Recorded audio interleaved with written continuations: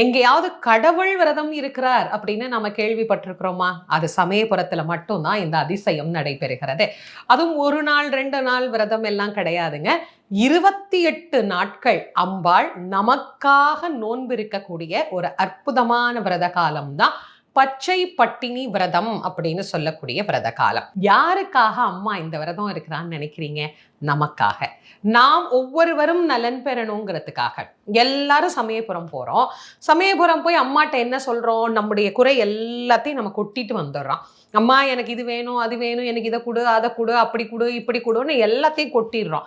அம்மா என்ன பண்ணுவா? அடடா, என் பிள்ளைங்களுக்கு இவ்வளோ பிரச்சனை இருக்கே, என் பிள்ளைங்களை இந்த பிரச்சனையிலிருந்து பரமசிவனே நீதான் காத்தருளணும் அப்படின்னு என்ன பண்றாளாம்? அம்பாள் தவம் மேற்கொள்கின்றாளாம். ஒரு ஆண்டு முழுவதும் தன்னுடைய பக்தர்கள் வந்து தன்னிடத்திலே சொல்லக்கூடிய வேண்டுதல்கள் எல்லாவற்றையும் அவள் நிறைவேற்றி தந்து